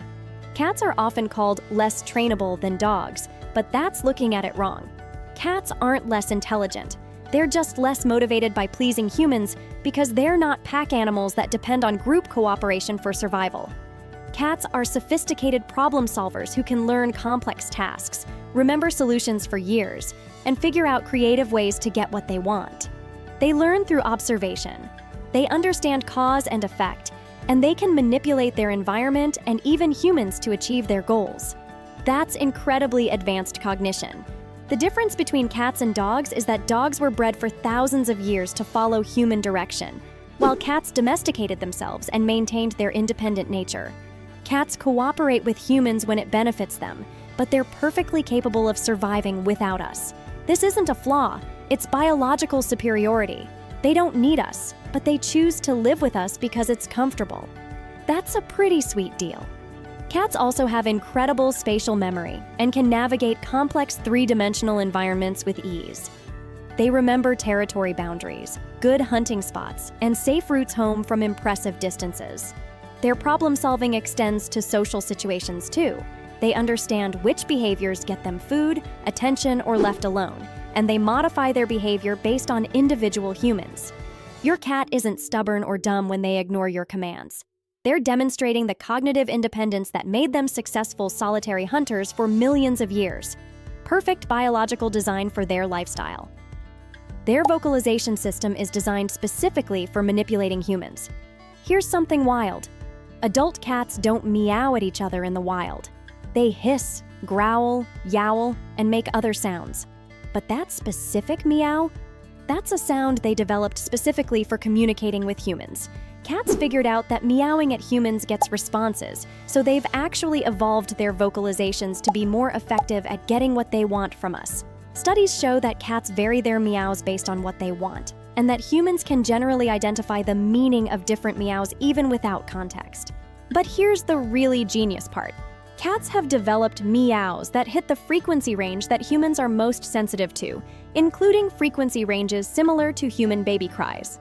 This makes us more likely to respond to them. Cats literally engineered their vocalizations to exploit human psychological triggers. That's some advanced evolutionary strategy right there.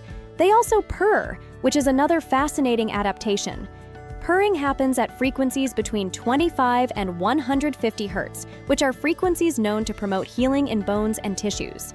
Cats purr when they're content, but they also purr when they're injured or stressed. They're literally using vibration therapy to heal themselves. And the bonus is that this purring also has calming effects on humans who hear it. Cats are healing themselves while simultaneously making humans feel good. Perfect symbiotic manipulation. Let's talk about their territorial system, which is mathematically optimal. Cats are territorial animals, and their territorial behavior is incredibly sophisticated. They don't just claim a space, they create complex, overlapping territories with core areas, hunting grounds, and neutral zones. They mark these territories with scent, from glands on their face, paws, and tail base, and with visual markers, scratching. What's genius about this is that cat territories often overlap in time-sharing arrangements. Multiple cats can use the same space by basically scheduling their use of it. They leave scent markers that tell other cats, "I was here X hours ago," and cats can determine from the strength of the scent whether it's safe to use that area now. This system allows for maximum use of available space without constant conflict. It's like having a shared office with a booking system, except cats developed this naturally through evolution. Compare this to highly territorial animals that fight to the death over space, wasting energy and risking injury. Cats found a more efficient solution. Even domestic cats maintain these sophisticated territorial instincts. When your cat rubs against you or furniture, they're not just being affectionate, they're marking territory and creating a group scent that makes them feel secure. When they scratch furniture, they're leaving visual and scent markers that define their space. Your cat isn't being destructive. They're engaging in biologically perfect territorial behavior. Their survival instincts are still perfectly tuned after thousands of years of domestication. Here's something remarkable about cats. Even after being domesticated for thousands of years, they retain almost all their wild instincts intact. Domestic cats can survive independently much more easily than domestic dogs can. This isn't because dogs are worse, it's because cats never really gave up their wild side. A domestic cat released into the wild, please don't do this, has decent survival odds because they still have fully functional hunting instincts, territorial behavior, and survival strategies. They might not be as efficient as wild cats, but the core programming is all still there. Dogs, by comparison, have been much more modified by domestication and struggle more with independent survival. This means your house cat is basically a wild animal that chooses to live with you. They're not dependent on you for their survival skills. They're dependent on you for convenience and comfort. That's why cats can seem aloof or independent. They're not being rude. They're being exactly what evolution designed them to be. Perfect, self-sufficient predators who also happen to enjoy a warm lap and regular meals. So here's the conclusion. Cats are biologically perfect for their ecological niche. From their superpowered senses to their incredibly flexible bodies. From their efficient metabolism to their sophisticated territorial system. From their perfect killing equipment to their self-maintaining grooming system, cats are phenomenally well-designed creatures. Are they perfect for every situation? No. They're specifically perfect for being small to medium-sized ambush predators who hunt small prey in low-light conditions. But within that niche, they're absolutely optimized. Every flaw people complain about, their independence, their pickiness, their territorial behavior, their hunting instincts, these aren't flaws at all. They're features of a perfectly designed hunting machine. Your cat isn't weird or difficult. They're an apex result of millions of years of evolution, fine-tuned to be the perfect combination of predator and companion. They're small enough to be manageable, deadly enough to control pest populations, independent enough to not need constant attention, and social enough to form bonds with humans. That's pretty incredible when you think about it. The next time your cat does something that seems annoying, knocking things off counters, bringing you presents, ignoring you when you call them, hunting at 3 a.m., remember that they're just being biologically perfect cats. They're not trying to be difficult. They're being exactly what they were designed to be. The most elegantly engineered predators on the planet. Drop a comment and tell me which biological feature of cats impressed you the most. I love hearing what people find fascinating about these incredible creatures. Every aspect of cats, from their whiskers to their claws to their weird sleep schedules, makes sense when you understand they're perfect biological machines designed for hunting. They're not just pets, they're evolutionary masterpieces that decided humans were useful enough to hang around. And honestly, that's the perfect combination of wild and domesticated. Are dogs and cats actually enjoying living in the same house, or are they just tolerating each other while secretly being miserable? This is something that most multi-pet owners never think to question. But I need to tell you, some of the behaviors you think are normal or even cute might actually be signs that your pets are living in a state of constant stress, and you might not even realize you're the one creating an environment where they can never truly relax. By the end of this video, you'll know exactly what to look for, both the warning signs that your pets are struggling to coexist and the beautiful signs that they've actually formed a genuine bond. But I'm warning you, some of these red flags might hit close to home, and you might realize you've been missing signals that have been right in front of you the whole time. Let's start with the concerning signs you absolutely need to recognize. Your cat is showing redirected aggression patterns that target your dog. This is one of the most misunderstood and overlooked signs of a cat who's chronically stressed by living with a dog, and it can actually be dangerous if it's not addressed. Redirected aggression happens when a cat is frustrated, stressed, or overstimulated by something they can't directly confront, so they take out those feelings on a nearby target, which is often your dog. Here's what this looks like in real life. Your cat might be completely fine one moment, then suddenly attack your dog seemingly out of nowhere. Or maybe your cat is staring out the window at another cat outside, and when your dog walks by, the cat lashes out viciously, even though the dog didn't do anything wrong. The cat isn't attacking because of what the dog did in that moment. They're attacking because they're in a heightened emotional state, and the dog is just the closest available outlet. What makes this particularly concerning is that it shows your cat is living with chronic stress or frustration that they can't properly release. Maybe your dog's presence is constantly overstimulating for them. Maybe the dog invades their space too often and they feel like they can never fully relax. Maybe they don't have adequate escape routes or safe zones away from the dog, so they're always on edge waiting for the next unwanted interaction. This pattern often escalates over time if it's not addressed. The cat starts associating the dog with negative feelings, even when the dog isn't directly causing problems. Eventually, the cat might develop a constant state of anxiety around the dog, and the redirected aggression becomes more frequent and more intense. I've heard of situations where cats have seriously injured dogs through redirected aggression because the underlying stress was never identified and managed. Someone I know had a cat who would seemingly randomly attack their dog multiple times a week. They thought the cat was just mean or had behavioral issues, but after working with a behaviorist, they discovered the cat was being triggered by outdoor cats. She could see through the windows, and she was redirecting that frustration onto the dog who happened to be nearby. Once they blocked the cat's view of outside triggers and created more vertical escape routes away from the dog, the attacks stopped almost completely. The cat wasn't the problem. The environment was creating stress the cat couldn't handle. Your dog is engaging in obsessive monitoring of your cat. While it might seem like your dog is just being attentive or interested in the cat, obsessive monitoring is actually a sign that your dog is either overly fixated on the cat in an unhealthy way or is so stressed by the cat's presence that they can't relax enough to stop watching them. This looks like your dog constantly staring at the cat, following the cat's movements with their eyes even when they're supposed to be resting, getting up immediately whenever the cat moves to a new location, or positioning themselves where they can always keep the cat in their line of sight. The dog's attention is hyper-focused on the cat to the point where they're not fully engaging with anything else in their environment.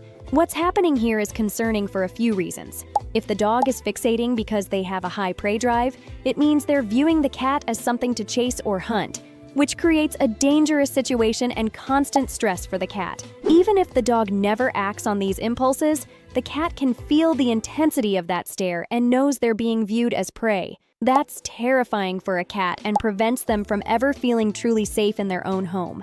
But sometimes the monitoring comes from anxiety rather than prey drive. The dog might be nervous about the cat's unpredictable movements, or might have been scratched or attacked before and is now hyper-vigilant, trying to predict what the cat will do next to avoid another negative interaction. Either way, this constant monitoring shows that neither pet is comfortable, and both are living in a state of tension. The really problematic part is that this behavior can actually trigger the cat to become more aggressive. When a cat feels like they're being stalked or intensely watched, their stress levels spike, and they're more likely to lash out defensively. So you end up with this terrible cycle where the dog watches the cat feels threatened and acts aggressively, which makes the dog even more fixated on monitoring the cat, which makes the cat more stressed and aggressive. It just escalates. There was this situation where someone's dog would literally spend hours just staring at their cat from across the room. The dog never chased or bothered the cat physically, but the constant staring made the cat so anxious that she stopped coming out of the bedroom. The cat was essentially self-isolating to avoid the stress of being watched constantly. Once they started training the dog to leave it and redirect his attention away from the cat, plus gave the cat more elevated escape routes, both pets became noticeably more relaxed. Your cat has restricted their territory to only certain areas of the house. In a healthy multi-pet household, your cat should feel comfortable accessing the entire home, or at least most of it. When a cat stops going into certain rooms, avoids specific areas, or spends most of their time hiding in one or two locations, that's a major red flag that they don't feel safe coexisting with your dog. Cats are territorial by nature, and having access to territory is crucial for their well-being. When a dog's presence makes a cat feel like they can't safely access parts of their own home, it creates chronic stress and significantly diminishes the cat's quality of life. The cat is essentially living in a state of confinement, not because you're physically restricting them, but because they've learned that certain areas aren't safe when the dog is around. This often shows up in subtle ways that people miss. Maybe your cat used to sleep in the living room, but now only sleeps in the bedroom with the door closed. Maybe they used to sit on the couch, but now they only stay on high furniture the dog can't reach. Maybe they only come out to eat or use the litter box when the dog is outside or sleeping, and they quickly retreat back to their safe zone afterwards. What makes this particularly sad is that the cat is making themselves smaller and smaller, giving up more and more of their territory to avoid conflict or stress. They're not choosing to stay in one area because they prefer it. They're trapped there by fear or discomfort. And over time, this restriction can lead to depression, obesity from lack of movement, and other behavioral problems. I know someone whose cat literally lived in the upstairs bedroom for over a year because the dog dominated the entire downstairs area.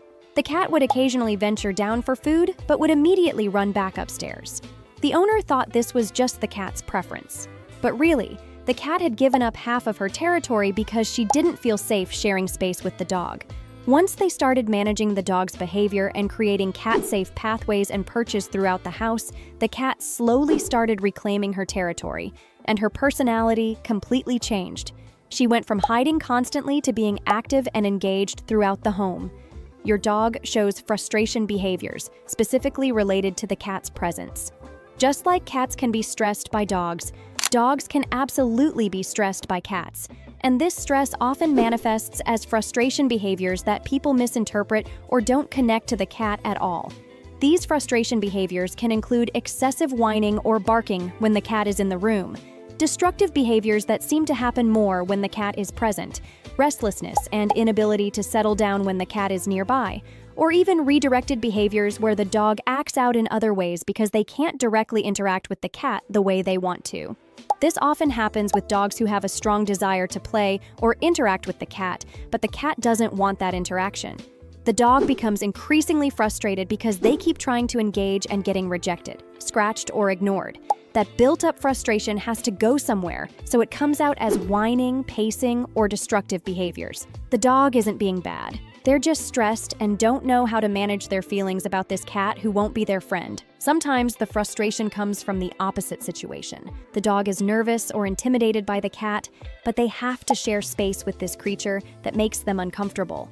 They can't escape the cat because it's their home too, so they live in this constant state of low-level stress that shows up as restlessness, hypervigilance, or stress-related behaviors like excessive licking or chewing. There's this example of someone whose dog started destroying things specifically when the cat would walk through the room.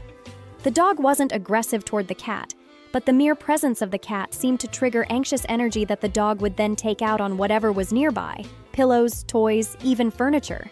It turned out the dog had been scratched badly by the cat early on and had developed anxiety around the cat's unpredictable movements. Once they worked on creating positive associations and managing both pets' stress levels, the destructive behaviors decreased significantly. Both pets are avoiding shared resources or showing resource guarding. In a truly harmonious multi-pet home, both animals should feel comfortable accessing food, water, toys, and attention without tension or conflict.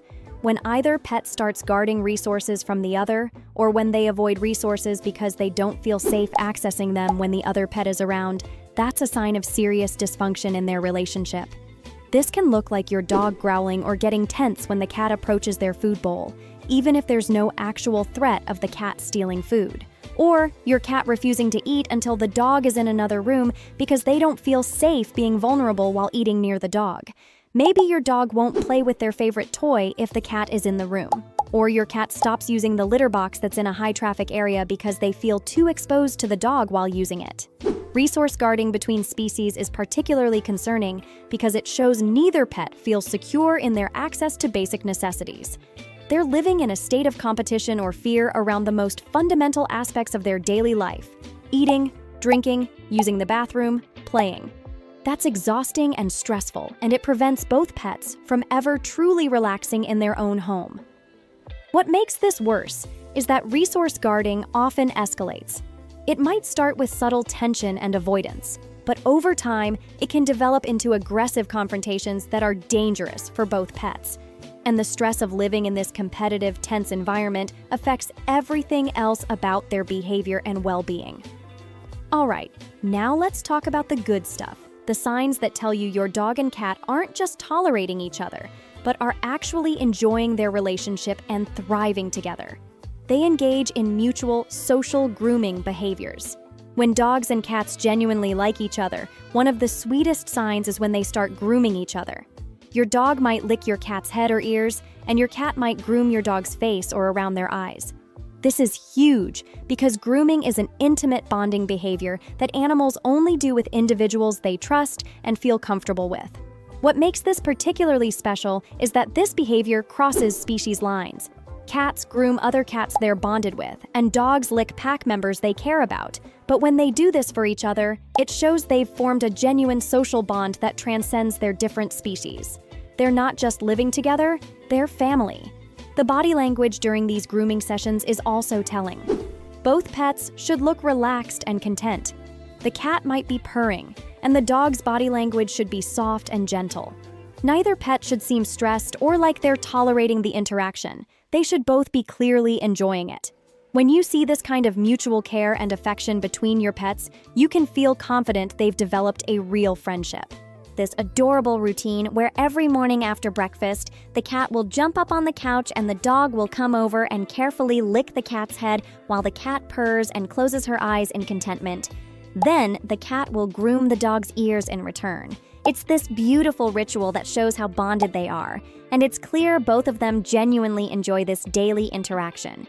They choose to rest or sleep in close proximity to each other. This is one of the clearest indicators of a positive relationship. When animals feel safe and comfortable with each other, they'll choose to be physically close during vulnerable times like sleeping. If your dog and cat regularly nap near each other, sleep on the same piece of furniture, or curl up touching each other, that's a beautiful sign of trust and affection. What's important here is that it's their choice. You're not putting them together. They're voluntarily choosing to be close. The cat could sleep anywhere in the house, but they choose to sleep near the dog. The dog could rest in their own bed, but they prefer to be on the couch with the cat. That choice shows they find each other's presence comforting rather than stressful. Pay attention to how they position themselves too. Are they just tolerating proximity, or are they actually snuggled together? Some dogs and cats will literally spoon each other, with the dog curled protectively around the cat, or the cat nestled into the dog's belly. That level of physical intimacy shows deep trust and affection. What's also sweet is when they seek each other out for comfort. If one pet is anxious or not feeling well, does the other pet come to check on them or stay close to them? That kind of caregiving behavior shows they've formed emotional bonds where they actually care about each other's well-being. Someone told me about how their elderly cat started having health issues, and their dog became incredibly gentle and protective, always staying nearby when the cat was resting and seeming genuinely concerned about the cat's welfare. That kind of empathy and care between species is absolutely beautiful and shows a relationship that goes way beyond just coexistence. They initiate play with each other in species-appropriate ways. When dogs and cats are genuinely enjoying their relationship, they'll develop their own unique play style that respects both species' communication styles and boundaries. This is different from one-sided play where the dog is trying to engage and the cat is just tolerating it or running away. Genuine mutual play looks like your cat initiating chase games by running past the dog in an inviting way, then stopping and waiting for the dog to catch up. Or your dog doing a play bow to invite the cat to play, and the cat actually engaging rather than walking away. Maybe they have a game where they bat at each other gently, or they take turns chasing each other around furniture in a way that's clearly fun for both of them.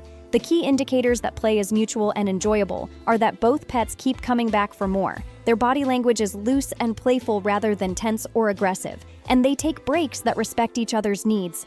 The cat should be able to end the play session by jumping somewhere high or walking away, and the dog should respect that boundary. The dog should be gentle and not overwhelming, and the cat should seem engaged and willing rather than defensive. What's really adorable is when they develop their own unique games that are specific to their relationship. Like some dogs and cats will play hide and seek where one hides and the other seeks them out. Or they'll have games involving specific toys that they've claimed as theirs to play with together. This creativity in their play shows they're not just going through the motions. They genuinely enjoy interacting with each other. There's this great example of someone whose cat and dog have this game where the cat will sit on the back of the couch and gently bat at the dog's tail when it wags, and the dog will playfully spin around trying to catch the cat's paw, and then the cat will leap down and they'll chase each other in circles. Both of them get so excited about this game, and it's clear they both love it. They show social referencing behaviors with each other. This is a more subtle but really meaningful sign of a positive relationship. Social referencing is when one animal looks to another for cues about how to respond to a situation. When your dog and cat do this with each other, it shows they trust each other's judgment and see each other as important members of their social group. This might look like your cat hearing an unusual sound and looking over at your dog to see how the dog reacts before deciding whether to be concerned, or your dog encountering something new and glancing at the cat to gauge whether this thing is safe or interesting. They're essentially checking in with each other and using each other's reactions as information. What makes this so special is that it shows they've formed a bond where they value each other's perspective and trust each other's assessment of situations. They're not just tolerating living together, they've become a team that looks out for each other and communicates about their shared environment. This behavior also shows up in how they navigate the home together. Maybe your cat will wait for the dog before going into certain rooms, or your dog checks to see where the cat is before settling down for a nap. They've developed an awareness of each other's presence and routines that shows they're attuned to each other in a really positive way. They share attention from you without competition or jealousy. In multi-pet households where the animals have a good relationship, they can both receive attention from their human at the same time without anyone getting stressed, aggressive, or jealous. You should be able to pet both pets simultaneously, or give treats to both without either one guarding or getting upset. This shows they feel secure in their relationship with you and with each other. They're not competing for your affection because they don't see the relationship as a limited resource, where one pet getting attention means the other loses out. They've learned that there's enough love and care to go around, and they can peacefully coexist in your attention and affection. What's really sweet is when they actually seem to enjoy being together while receiving attention from you, like you're petting both of them on the couch and they're both relaxed and content. Maybe even touching each other while you give them affection, or when you come home and they both greet you together, excited and happy without any tension between them about who gets to you first. Some dogs and cats will even share their human in adorable ways, like taking turns getting attention or waiting patiently while the other gets special time. That kind of respectful, patient sharing shows emotional maturity and a secure relationship. Drop a comment and let me know. Are your dog and cat showing more of the concerning signs or the positive signs? And if they're not quite there yet, don't worry. Most of these relationship issues can be improved with the right management and environmental changes. So here's the bottom line. Dogs and cats absolutely can enjoy living together.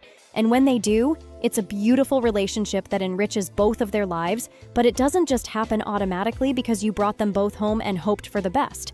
It requires understanding both species' needs, managing their interactions appropriately, and creating an environment where both pets can feel safe, secure, and have their needs met without competition or stress.